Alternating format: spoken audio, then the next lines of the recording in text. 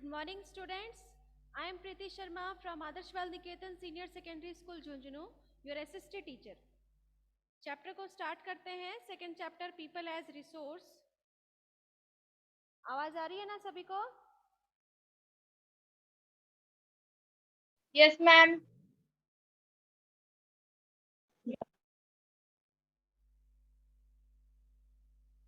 So let's start our chapter. कल हम पढ़ रहे थे कि कौन कौन से पॉपुलेशन में क्या क्या क्वालिटीज होनी जरूरी है. कि पॉपुलेशन तो ऐसे बहुत है, लेकिन क्वालिटी ऑफ पॉपुलेशन किसे कहते हैं? तो क्वालिटी ऑफ पॉपुलेशन में हमने देखा था कि एक तो एजुकेशन, जो एजुकेशन है वो सबसे ज़्यादा इम्पॉर्टेंट है, और दूसरी क्या है? हेल्थ. हेल्थ जो है वो भी अच्छी होनी चाहिए. तो एजुकेशन का जो टॉपिक है वो हमने स्टार्ट कर दिया था. पेज नंबर 22 पर आ जाओ आप. यहाँ से पढ़ना है ना? यहीं से स्टार्ट करना है ना?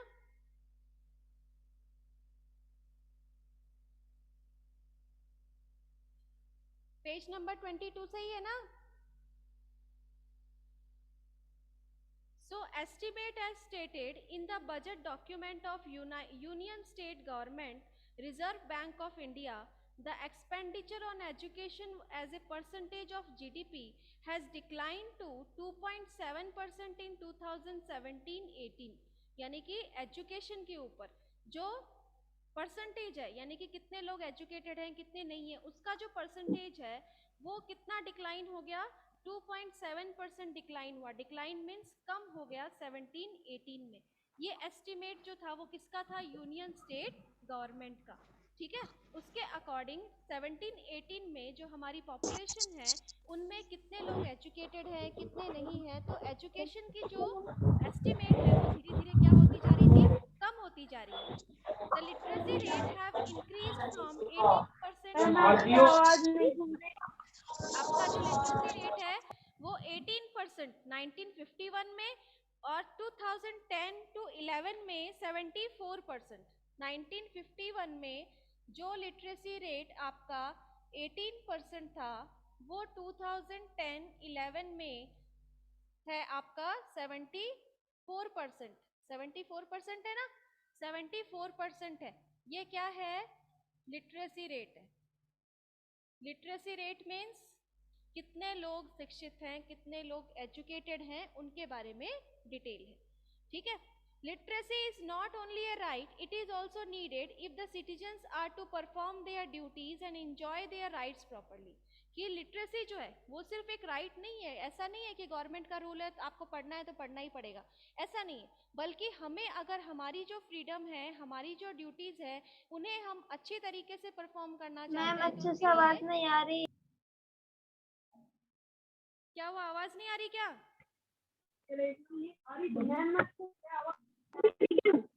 किसी को ही नहीं आ रही क्या? बाकी सबको भी नहीं आ रही है?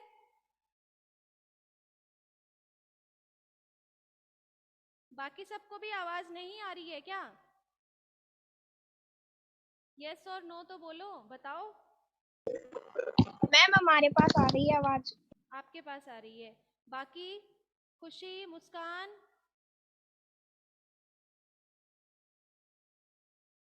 क्रिश, मुस्तकिम, बाकी सबको सबको प्रॉब्लम है क्या वॉइस की?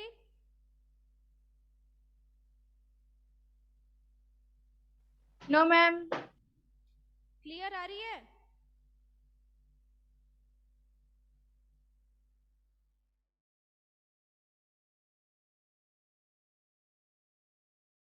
गर्वित देखो आप थोड़ा नेटवर्क वगैरह चेक करो, हो सकता है उसकी वजह से नहीं आ रही हो.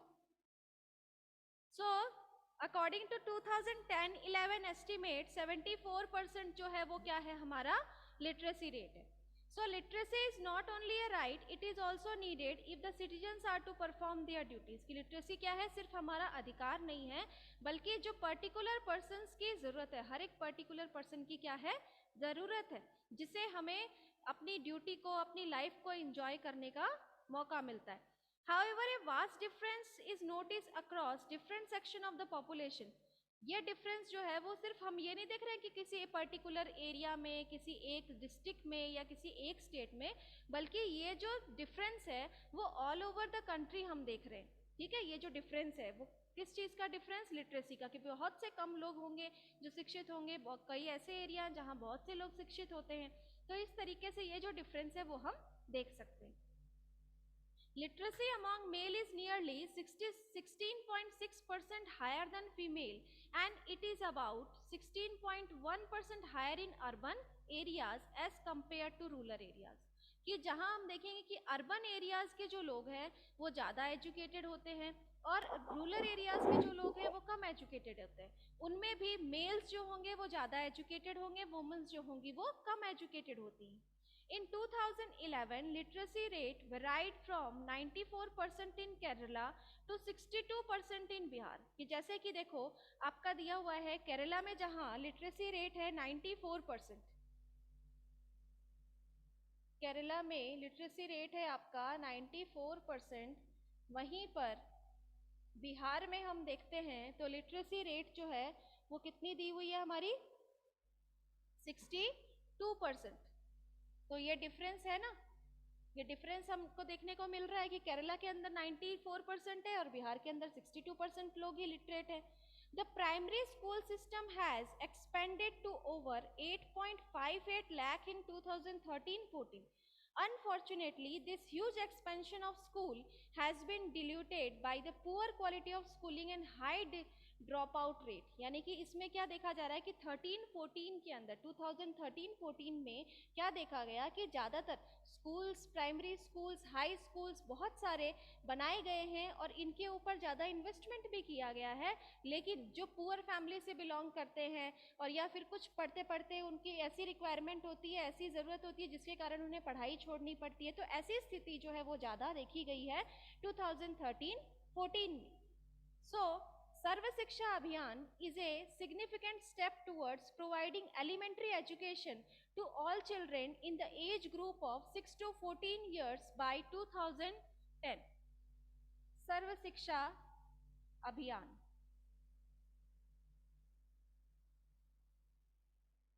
सर्व शिक्षा अभियान, ये जो सर्व शिक्षा अभियान है ये किसके लिए है?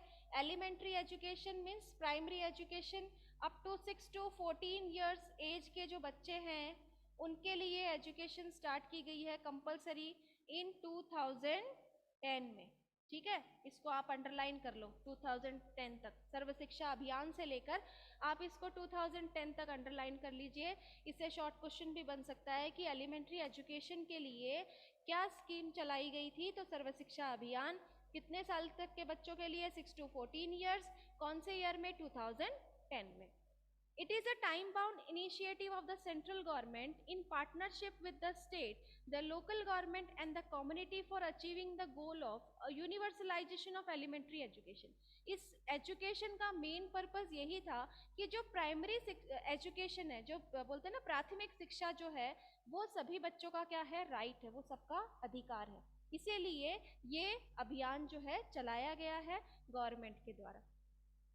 Along with it, bridge course and back to school camp have been initiated to increase the enrollment in elementary education। elementary education में और क्या क्या चीज़ें जोड़ी गई?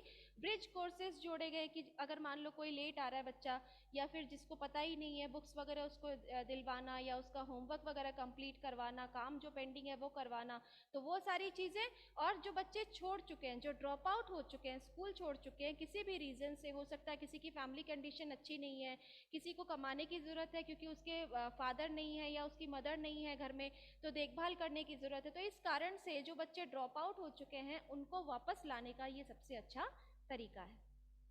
So, midday meal scheme has been implemented to encourage attendance and retention of children and improve their nutritional status। Mid day meal scheme जो है वो स्टार्ट की गई, जिससे क्या है, जिन बच्चों को खाना नहीं मिलता अच्छे से, जो अच्छी हेल्थ के कारण पढ़ नहीं पाते हैं, जिनकी हेल्थ अच्छी नहीं होती है तो वो एजुकेट भी नहीं होते हैं, पढ़ाई भी अच्छे से नहीं कर पाते हैं, तो इस वजह से मिड डे मील स्कीम जो है वो स्टार्ट किया गया, जिससे बच्चों को स्कूल में ही खाना जो है वो प्रोवाइड कराया जाता है। These policies could add to the literate population of India। और ये सारी पॉलिसीज किस लिए अप्लाई की गई? ताकि इंडिया की जो पॉपुलेशन है उनको एजुकेशन मिल सके। ठीक है, The 12th plan endeavored to raise the country's gross enrollment ratio GER in higher education in the age group of 18 to 23 years to 25.2% by 2017-18 and to reach the target of 30% in 2020-21 कि जो age group 18 to 23 है उनमें जो higher education के लिए motivate किया गया, जो उसको इंक्रीज किया गया 2017-18 में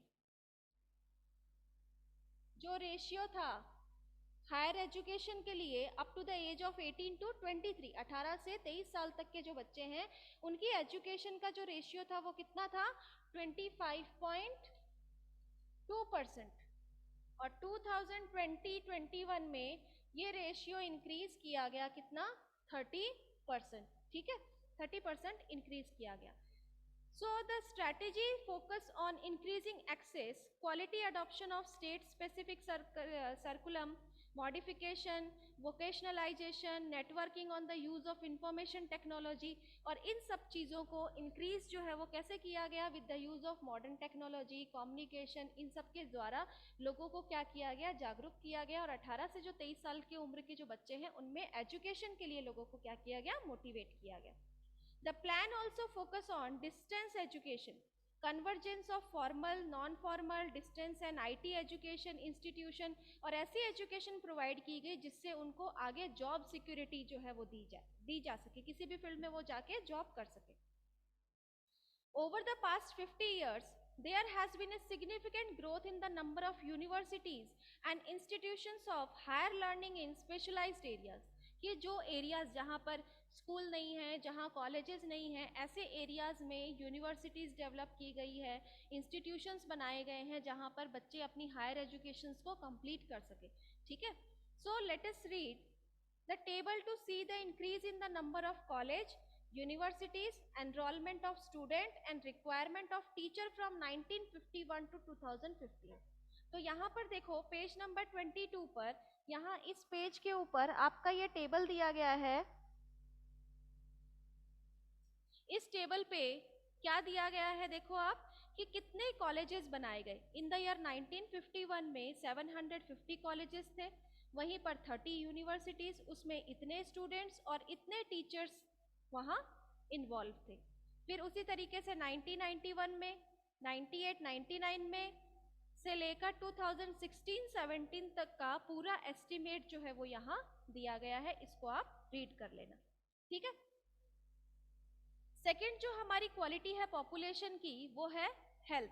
ठीक है, कि जिस तरीके से एजुकेशन जो है वो एक इम्पॉर्टेंट क्वालिटी होती है पॉपुलेशन की, उसी तरह से दूसरी रिक्वायरमेंट जो है वो क्या है, हेल्थ। अगर आपकी हेल्थ अच्छी है तभी आप एजुकेशन कर पाओगे। एजुकेशन जो है उसके लिए आपकी हेल्थ जो है वो बहुत अच्छी होनी चाहिए। थोड़ी भी अगर आपकी तबीयत खराब होती है तो आपका पढ़ने का मन नहीं होता है, तो उसके लिए हेल्थ जो है वो अच्छी होनी चाहिए।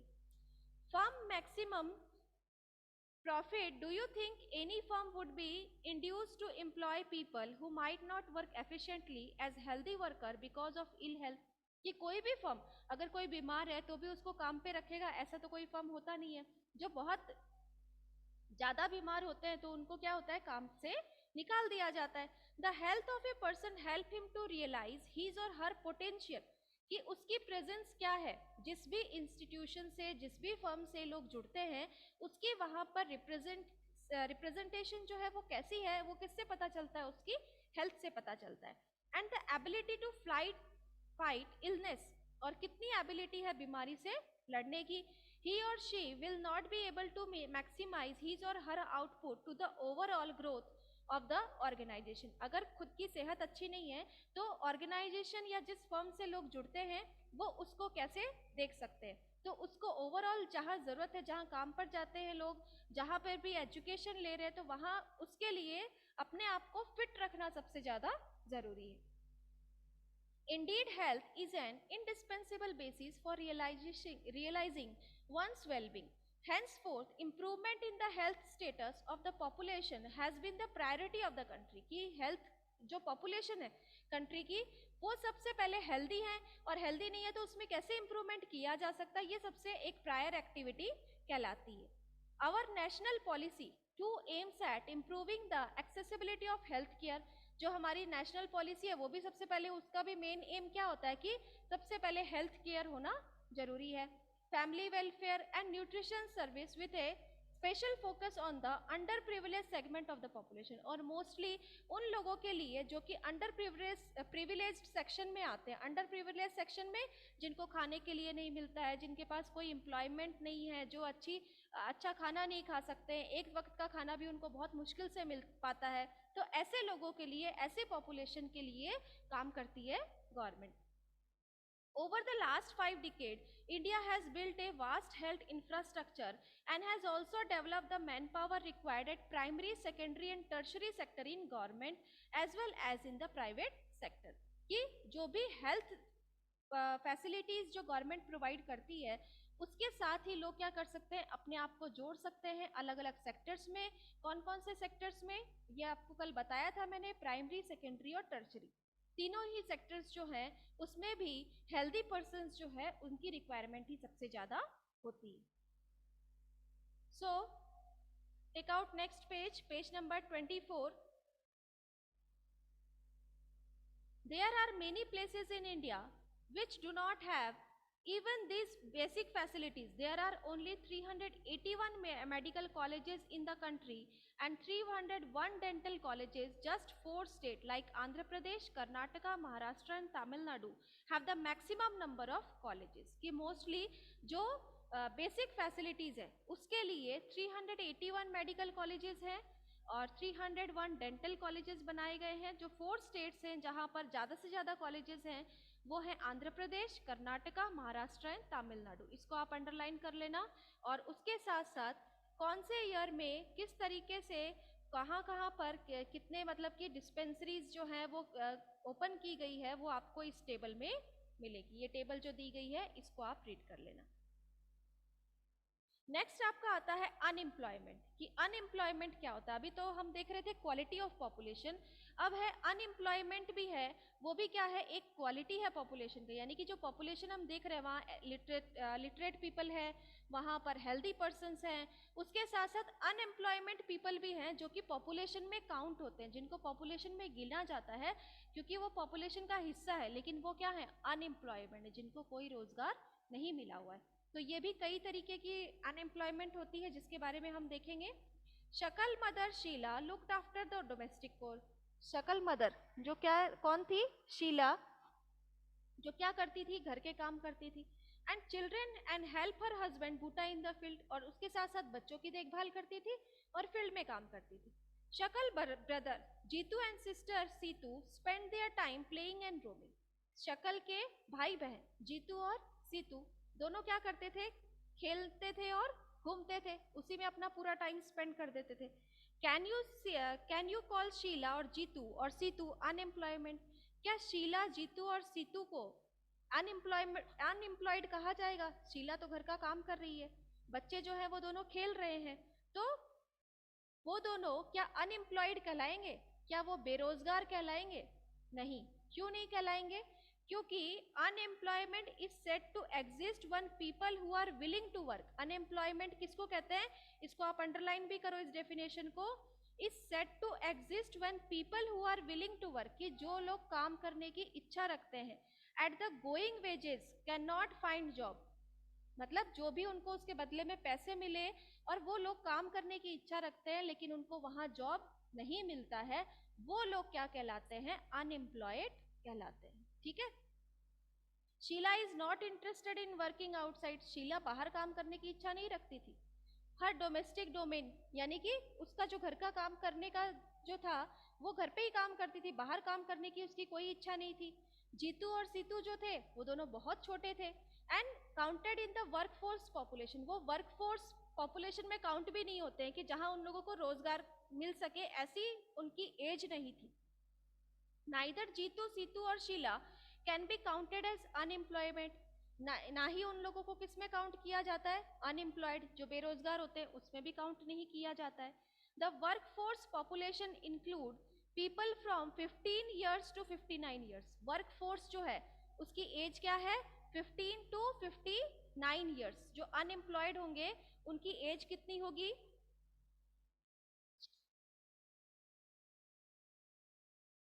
अनएम्प्लॉयड जो होते हैं उनकी एज जो फिक्स की गई है वो कितनी है, 15 to 59 ईयर्स, ठीक है। 15 से 59 ईयर्स तक के जो एज के जो होते हैं उन लोगों को अनएम्प्लॉयड में काउंट किया जाता है। Shakal's brother and sister do not fall within this age group, so Shakal के भाई बहन जो थे वो इस एज में आते ही नहीं थे, and they can not be called unemployed, इसीलिए उन्हें बेरोजगार नहीं कहा जा सकता। Shakal mother Sheela work for the family, Shakal की जो मदर है वो अपनी फैमिली के लिए काम करती है। She is not willing to work outside, वो बाहर काम करने के लिए नहीं जाती है। Her domestic domain for payment, और घर का काम जो था वो करती थी वो। She too can not be called unemployment, उसे भी बेरोजगार नहीं कहा जा सकता। Shakal's grand parents although not mention in the story can not be called unemployment, Shakal के जो ग्रैंड पेरेंट्स जो कि इस स्टोरी में नहीं बताया गया लेकिन उन्हें भी हम अनएम्प्लॉयड नहीं कह सकते। अनएम्प्लॉयड किसको कहेंगे, जो 15 to 59 एज ग्रुप में तो आते हैं लेकिन जो बाहर काम करने की इच्छा रखते हैं और जिसके बदले में वो पैसे चाहते हैं और फिर उन्हें वो जॉब नहीं मिलती है, तब वो क्या कहलाते हैं, अनएम्प्लॉयड कहलाते हैं। आया समझ में? यहां तक किसी को कोई डाउट है, कुछ पूछना चाहते हो? यहां तक आ गया समझ में सबको?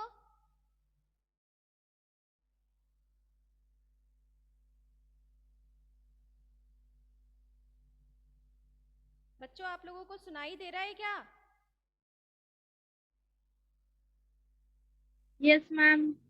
यहाँ तक कोई डाउट है आपको, कुछ पूछना है? No ma'am. यहाँ तक सब समझ में आ गया? Yes ma'am. चलो तो अब हम देखेंगे अनएम्प्लॉयमेंट, ठीक है।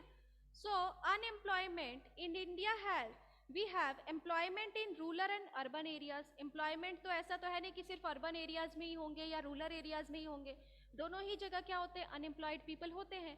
सो however the nature of unemployment differ in rural and urban areas, कि रूरल और अर्बन एरियाज में अनएम्प्लॉयमेंट जो है वो क्या है, डिफरेंट है, ठीक है। In case of rural areas there is seasonal and disguised unemployment, ठीक है। जो अनएम्प्लॉयमेंट है वो एक तो होती है रूरल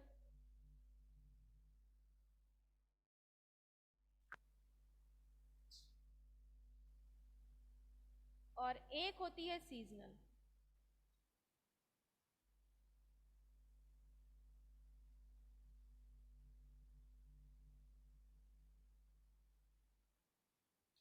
ठीक है, सीजनल अनएम्प्लॉयमेंट क्या है कि seasonal unemployment happens when people are not able to find jobs। Seasonal employment क्या होता है, अनएम्प्लॉयमेंट क्या होता है कि जब लोग काम ढूंढने की इच्छा रखते हैं, यानी कि काम करने की इच्छा रखते हैं, during some months of the year people dependent upon agriculture usually face such kind of problem.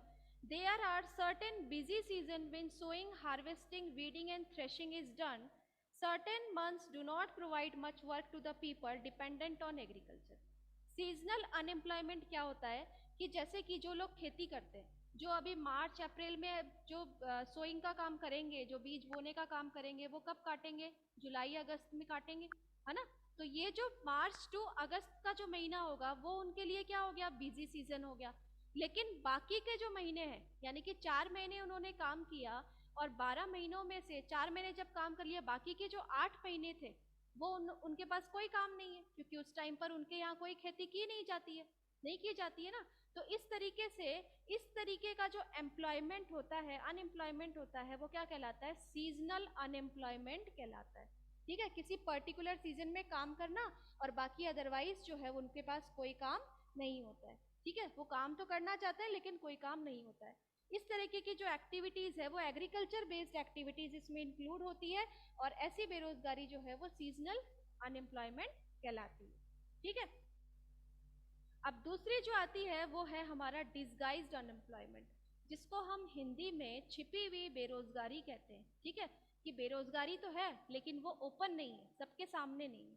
तो ऐसी कौन सी अनएम्प्लॉयमेंट हो गई, तो उसको हम देखते हैं कि in case of disguised unemployment people appear to be employed. Disguised employment में क्या होता है कि लोग जो है वो एम्प्लॉयड तो होते हैं लेकिन they have agricultural plot where they find work. This usually happens among family members engaged in agricultural activity. The work required the service of 5 people but engage 8 people. 3 people are extra. These 3 people also work in the same plot as the other. The contribution made by the 3 extra people does not add to the contribution made by the 5 people. The 3 people are removed, the productivity of the field will not decline. The field required the service of the 5 people and 3 extra people are disguised unemployment. कि घर के अंदर 10 लोग हैं, उन लोगों के पास खेती का ही काम है और खेती के काम के अंदर जहां पर जिसके पास जमीन ज्यादा बड़ी नहीं है, जिसमें 7 लोग बहुत है, 3 लोग एक्स्ट्रा हैं, वो कुछ और भी तो कर सकते हैं और दूसरा काम भी तो ढूंढ सकते थे, लेकिन नहीं, वो भी क्या है, उसी में ही इन्वॉल्व है. वो जो प्लॉट ऑफ लैंड है उसमें रिक्वायरमेंट है सिर्फ 7 पीपल की, लेकिन वहां पर 10 लोग काम कर रहे हैं जहां रिक्वायरमेंट है सिर्फ 7 पीपल की. जो 3 एक्स्ट्रा पीपल हैं वो किसके अंडर में आते हैं, वो काम तो कर रहे हैं लेकिन वो वहां पर जरूरत नहीं है उनकी, वहां उन पे उस फील्ड के अंदर उनकी कोई जरूरत नहीं है. इसीलिए वो जो 3 पीपल हैं वो किस में आते हैं, वो आते हैं डिस्गाइज्ड अनएम्प्लॉयमेंट में. कौन, वो 3 पीपल, जो 3 एक्स्ट्रा पीपल है जिनकी वहां कोई जरूरत नहीं है लेकिन बेवजह वहां काम करने के लग रहे हैं, तो वो किस में आएंगे, डिस्गाइज्ड अनएम्प्लॉयमेंट, जिसे हम छिपी हुई बेरोजगारी कहते हैं. वो अपने आप को एम्प्लॉयड मानते हैं कि वो तो अपने आप को बिजी रख रहे हैं लेकिन वहां उनकी कोई जरूरत नहीं है, वो कुछ और काम भी कर सकते हैं, लेकिन फिर भी उन्होंने अपने आप को वहां एंगेज रख रखा है, तो वो पीपल क्या कहलाएंगे, डिस्गाइज्ड अनएम्प्लॉयमेंट एम्प्लॉयड कहलाते हैं. ठीक है, ये तो था आपका जो रूरल अनएम्प्लॉयमेंट है. रूरल एरियाज में किस तरीके की अनएम्प्लॉयमेंट होती है, सीजनल और डिस्गाइज्ड. ठीक है, रूरल एरियाज में सीजनल और डिस्गाइज्ड अनएम्प्लॉयमेंट देखी जाती है. लेकिन जो अर्बन एरियाज है, अर्बन एरियाज में जो अनएम्प्लॉयमेंट होती है वो कैसी होती है, एजुकेटेड अनएम्प्लॉयमेंट. एजुकेटेड अनएम्प्लॉयमेंट किसको कहते हैं, कि लोग पढ़े लिखे तो हैं लेकिन फिर भी उनके पास नौकरी नहीं है, तो वो क्या कहलाएंगे, अनएजुकेटेड एम्प्लॉयमेंट कहलाते हैं. ठीक है, sorry, educated unemployment, educated unemployment. In case of urban areas, educated unemployment has become a common phenomena. ये तो सभी जानते हैं कि लोग पढ़े लिखे होते हैं लेकिन फिर भी क्या होती है, उनके पास में अच्छी जॉब नहीं होती है. Many youth with matriculation, graduation and post graduation degree are not able to find a job. कि लोगों के पास 10th 12th है, ग्रेजुएशन तक की डिग्रीज होती हैं, पोस्ट ग्रेजुएशन तक की डिग्रीज भी होती हैं, लेकिन फिर भी उनको अच्छी जॉब नहीं मिल पाती. A study showed that unemployment of graduate and postgraduate has increased faster than among matriculates. कि जो ग्रेजुएट और पोस्ट ग्रेजुएट हैं उनको जॉब जो है वो पहले मिलेगी, जिसने मैट्रिकुलेशन की है सिर्फ खाली 10th पास कर रखा है उसको जॉब बाद में मिलेगी. A paradoxical manpower situation is witnessed as surplus of manpower in certain categories coexist with shortage of manpower in others. There is unemployment among technically qualified person on one hand, while there is dearth of technical skill required for economic growth. कि हमारी जो economic growth है उसमें ये जरूरी नहीं है कि जो 10th पास किया हुआ है तो उसके पास वो स्किल नहीं है, हो सकता है वो ज़्यादा नॉलेजेबल हो. जिसने ग्रेजुएशन कर रखी हो सकता है उसके पास वो रिक्वायरमेंट नहीं है जो कि एक इकोनॉमी को इंक्रीज करने के लिए. सपोज किसी इंडस्ट्रीज में 2 पर्सन हैं जो काम कर रहे हैं, एक ने तो सिर्फ 10th पास कर रखी है और एक ने बहुत ज़्यादा हायर एजुकेशन गेट कर रखा है, लेकिन नॉलेज और स्किल जो है वो 10th जिसने पास की उसके पास ज़्यादा है, लेकिन जो पोस्ट है और जो डिग्री है वो किसके पास है, जिसने पोस्ट ग्रेजुएशन वगैरह कंप्लीट कर रखी है उसके पास ज़्यादा है ना. लेकिन कंपनी जो है वो उसकी रिक्वायरमेंट किसको ज़्यादा है, कंपनी को रिक्वायरमेंट जो है वो किसकी ज़्यादा है, उस पर्सन की जो इसको आगे चला सकता है, जो इसको आगे बढ़ा सकता है, जो इसमें और ज़्यादा डेवलपमेंट कर सकता है, इकोनॉमिक ग्रोथ कर सकता है, इकोनॉमिक ग्रोथ कर सकता है, इकोनॉमिक इंक्रीज कर सकता है, किस तरीके से उसको और सक्सेस बना सकता है. तो जो कम एजुकेटेड है उसकी रिक्वायरमेंट ज़्यादा है, तो उसके अकॉर्डिंग इकोनॉमिक ग्रोथ जो कर सकता है, तो एजुकेशन जो है वो वहाँ पर इतना मैटर नहीं है. Unemployment leads to wastage of man power resource. Unemployment जो है उससे क्या होता है, जो ह्यूमन क्वालिटी है उसको देखती है वो। अनएम्प्लॉयमेंट के अंदर यहाँ पर हम क्या देख रहे हैं कि जो ह्यूमन बीइंग की जो क्वालिटी है उसको देखा जाता है। People who are an asset for the economy turn into liability, कि जो इकोनॉमी को इंक्रीज कर सके, जो इकोनॉमी को इंक्रीज करने में कैपेबल होता है, उसकी क्वालिटी को देखते हुए उसे आगे बढ़ाया जाता है। There is a feeling of hopelessness and despair among the youth. People do not have enough money to support their family. और लोग क्या होते हैं इन्हीं चीज़ों से कि हमारे पास तो नॉलेज तो है लेकिन हमारे पास डिग्री नहीं है, हम कैसे आगे बढ़े, हमारे पास इतना पैसा नहीं है कि जिससे हम कहीं पर भी जाकर नौकरी कर सकते हैं। तो ये सारी चीज़ें क्या करती है, लोगों को और ज़्यादा पीछे लेकर जाती है और फिर वो किस में गिने जाते हैं, अनएम्प्लॉयड में गिने जाते हैं। So inability of an educated people who are willing to work to find gainful employment implies a great social waste. और इससे क्या होता है, उनको बहुत ज़्यादा नुकसान झेलना पड़ता है।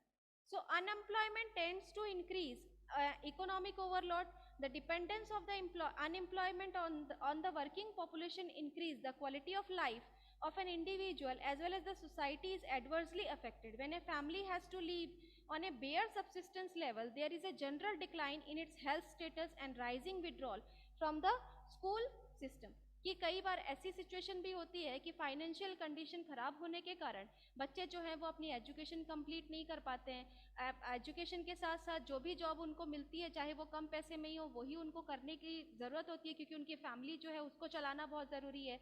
ऐसी सिचुएशन में उनकी हेल्थ कंडीशन जो है वो भी बहुत ज़्यादा खराब होती है।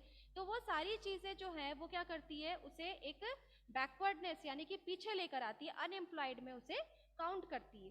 So unemployment has detrimental impact on the overall growth of an economy. Increase in unemployment is an indicator of a depressed economy. If it also wastes the resource which could have been gainfully employed, if people cannot be used as a resource, they naturally appear is a liability to the economy. कि अगर लोग जो है उन्हें count नहीं किया जाएगा कि नहीं आप तो किसी यूज में नहीं आ सकते, या किसी भी लोग को हम ऐसे कह सकते हैं कि आप क्या हो, एज ए रिसोर्स हम आपको यूजफुल नहीं मान सकते। तो ये सारी चीज़ें क्या करती है, लोगों को उनकी जो मेंटेलिटी है वो धीरे धीरे क्या होने लगती है, चेंज होने लगती है। उन्हें ये लगता है कि हम क्या है, एक रिसोर्स के रूप में नहीं बल्कि यहाँ पर हम अनएम्प्लॉयमेंट में ही काउंट किए जाते हैं। So the unemployment rate is low, a larger number of people represent with low income productivity are counted and they appear to work throughout the year, but in terms of their potential and income it is not adequate for them. कि लोग जो है, बहुत से लोग ऐसे भी होते हैं जो पूरे साल काम में लगे रहते हैं लेकिन उनकी जो इनकम होती है वो कैसी होती है, बहुत कम होती है। तो यहाँ तक आप अपने चैप्टर को रीड करिए। इसका जो लास्ट टॉपिक बचा हुआ है थोड़ा सा, इसको अपन नेक्स्ट वीडियो में कंप्लीट करेंगे और क्वेश्चन आंसर्स भी इसके साथ में करेंगे। फर्स्ट चैप्टर जो है वो आपको आपके यूनिट टेस्ट के लिए इकोनॉमिक्स का फर्स्ट चैप्टर दिया जाएगा। आपके टेस्ट होंगे यूनिट टेस्ट, जिसका टाइम टेबल आपको जल्दी सेंड कर दिया जाएगा। और फर्स्ट चैप्टर को आपको अच्छे से रीड करना है। अंदर से क्वेश्चन आएंगे, ये नहीं है कि आपके एक्सरसाइज के क्वेश्चन या आपको जो करवाए हुए हैं वो सारी छोटी छोटी चीज़ें आपको पढ़नी है। जो नहीं समझ में आए वो आप पूछ लेना।